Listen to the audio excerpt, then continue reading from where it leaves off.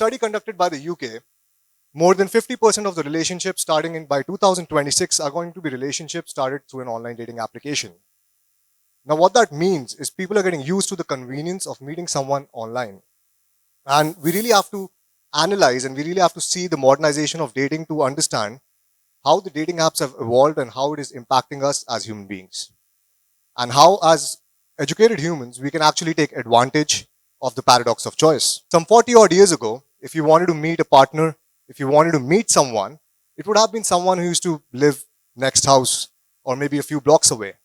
But in today's age, you can actually meet someone from the comfort of your own home, swiping people 1,000 kilometers away, if that is something that you're into. And you have that, what that means is your reach has significantly increased.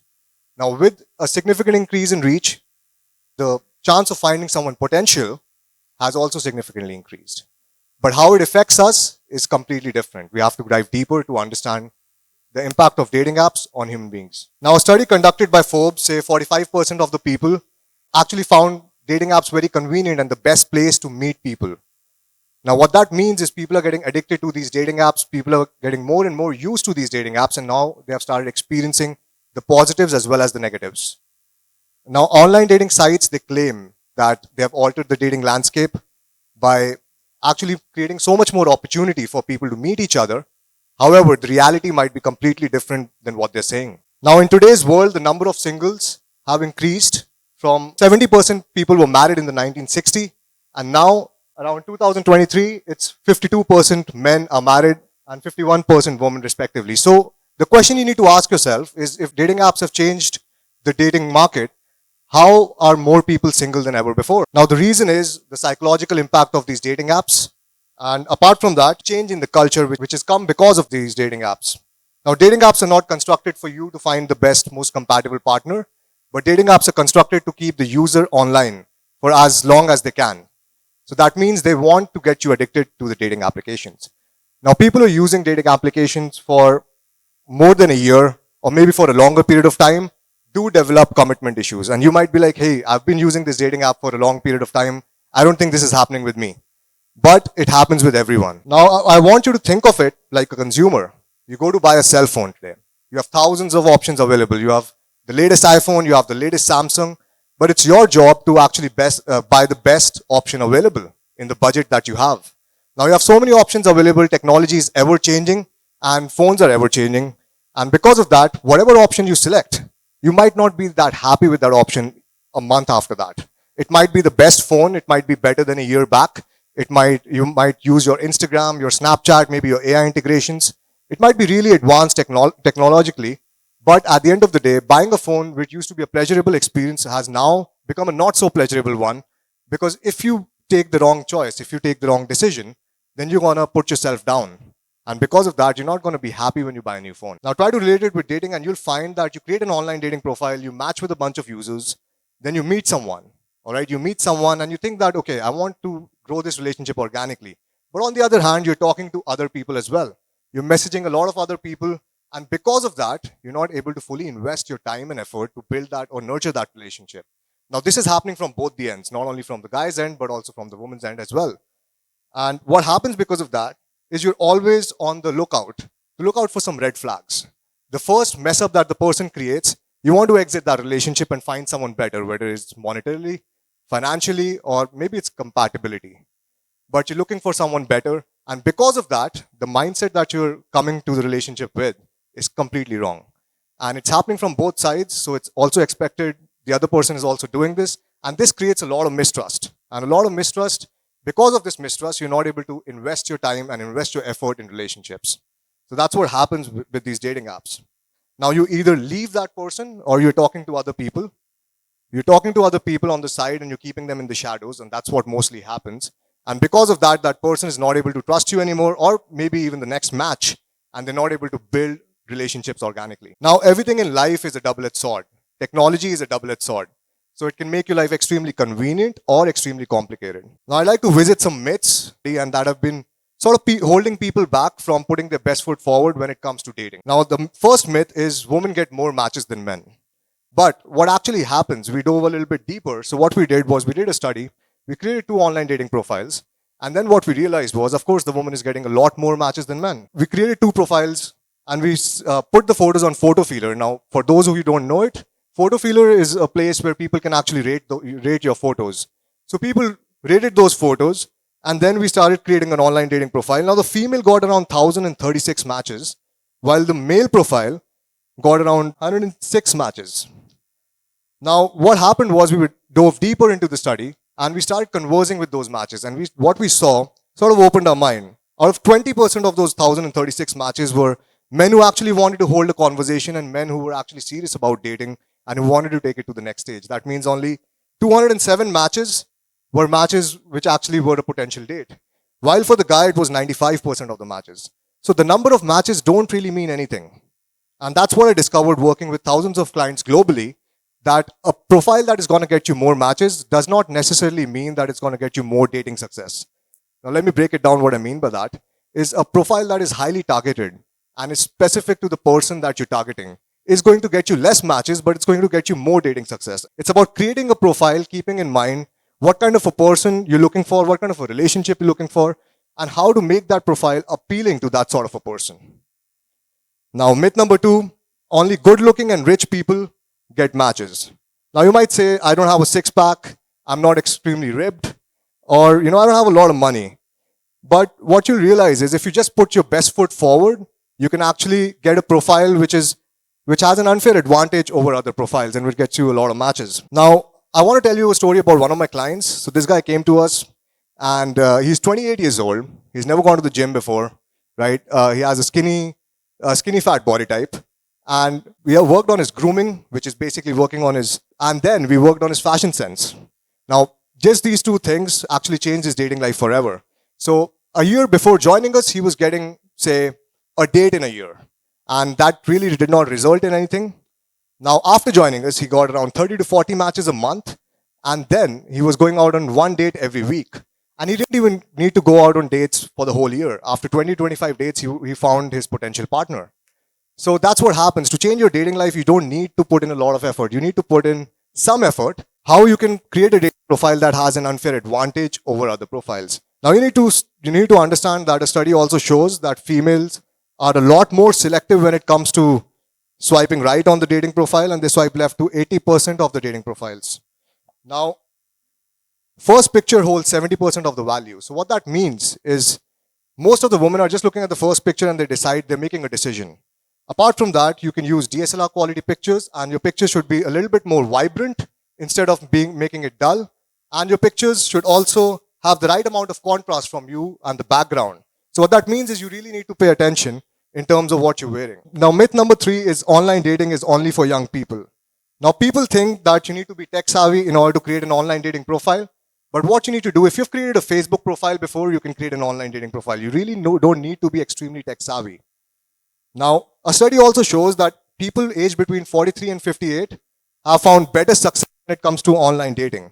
So what that means is elder generations are having more success in online dating apps while the younger generations are not.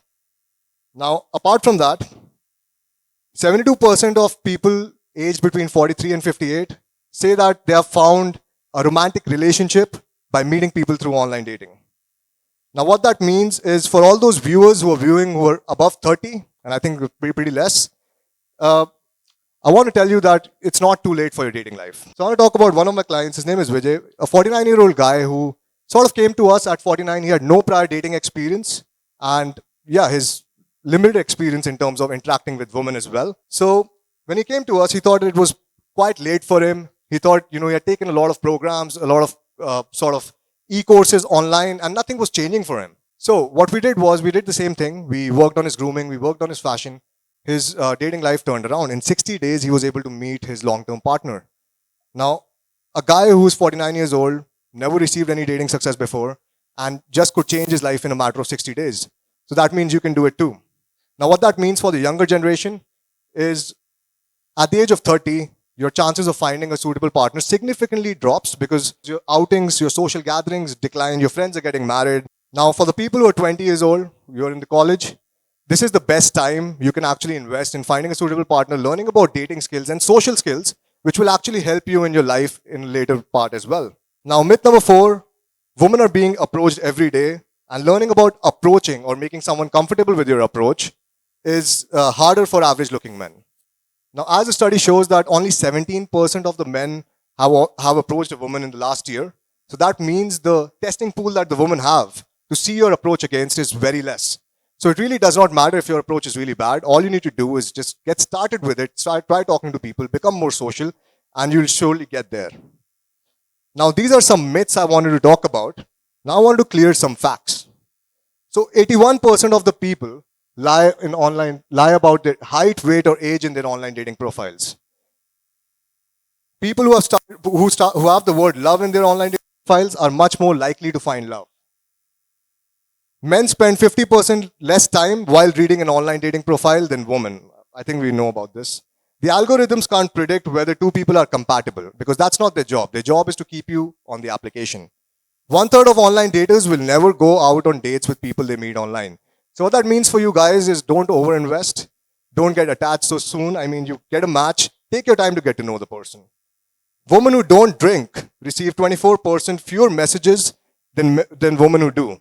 So what that means for you is don't start drinking, but what you need to do is, there's a sign of that drink in most dating apps, just skip that if you don't drink. About 30% of the women consult with a friend about their dating profiles, while only 16% of the men do. So, guys, start consulting your friends for your online dating profiles, and you need to put your best foot forward. Now, apart from that, couples who meet online are more likely to break up. On the flip side, couples who meet online are less likely to divorce. Now, with all these myths debunked and these facts which sort of don't make any sense, how are you supposed to take advantage of the paradox of choice? Now, first thing you need to do before you even get in the dating game is know yourself. Know what kind of a relationship you're looking for. Are you looking for something more casual, something more serious? And it's completely all right. But you need to understand. You need to understand what kind of a relationship you want. And if you want to meet a few people before you make that decision, that's all right. But how many? Because I don't want you to get lost in the paradox of choice. Keep a number, or else you're going to feel that you're going to an all-you-can-eat buffet every day. And once you have that habit of going to an all-you-can-eat buffet every day, then going into a relationship is sort of going to feel like you're taking your lunchbox to that buffet. And no one ever does that. So, secondly, you also need to understand what you're looking for in a partner. What you're looking for in a partner in the sense of course, physical traits are important, but you also need to focus on personality traits. You also need to focus on their characteristics, their attributes. Are you looking for someone who's more empathetic? Are you looking for someone who's more dominant? Are you looking for someone who's more nurturing? Or are you looking for someone who's more pragmatic?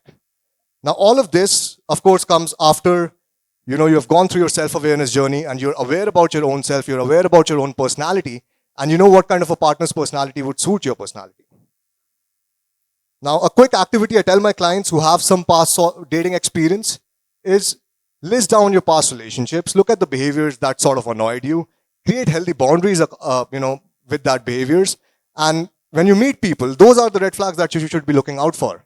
Rather than, just reading an article of 30 red flags and trying to look out for all the red flags, that's not the right way to go about this. Now, apart from that, for those people who have no dating experience, I would suggest that be open-minded, go out, meet a few people, try to figure out your type, and initially, don't get too attached too soon. Intuitively, if you feel that someone is the right one, then definitely go for it. But that being said, your less experience is going to make you intuitively feel love for everyone. So be aware about that as well. Now, when it comes to dating, it's always very important to hire slow and fire fast. Now, what I mean by this is you need to, in the initial stages, don't take it too fast. Try to get to know the other person. Not only the common interests, the passions, but their social conditioning, their upbringing. That will give you a better idea about their forging beliefs. Now, with their belief system, you'll have a better idea about your compatibility, about, is that person suitable to be with you or not, or are you suitable to be with that person or not. Now, another thing is, if you don't think you're compatible, it's important to let it go. Now, I know what most people do is like they're talking to that person they don't see a future with, and they're also talking to the other people. But what you need to do is you need to let it go, or else it's going to create a problem. Because you will not be able to nurture or build a relationship which is actually compatible for you. So most people try to sail in both the boats until they actually screw up, and this creates a lot of mistrust, so please don't do that. Now, the last thing I'd like to say when it comes to taking advantage of the paradox of choice is it's mostly about the perspective. It's mostly about how you view it. Because if you see people who are elder than us, the elder generations, they have a lot more success than the younger generations in terms of these online dating apps. So there's something that they're doing right. And mostly it comes down to the perspective they have. They just look at these online dating apps as a medium to meet someone else, someone new. But for the younger generations, you literally have 1,000% more chance of finding someone more potentially compatible. So you need to use it in the right way. You need to have the right mindset when it comes to these dating apps rather than getting lost in the paradox of choice. And for that, you need to have a strategic plan to find love. And I know a lot of people say that you don't need to find love. If you're finding love, you'll never find love. But those are the people who married their high school sweethearts, got lucky over there, or in an arranged setup, or people who are still single. So to conclude my talk, I would like to say paradox of choice is the best thing or the worst thing that happens to you according to how you view it and how you navigate your way around it. Learn social skills, and online dating is here to stay. So use it as a leverage to explore your dating options, but do not get lost in the paradox of choice. Also, know yourself and exactly what you're looking for, because you need to communicate that clearly to the other person. Thank you.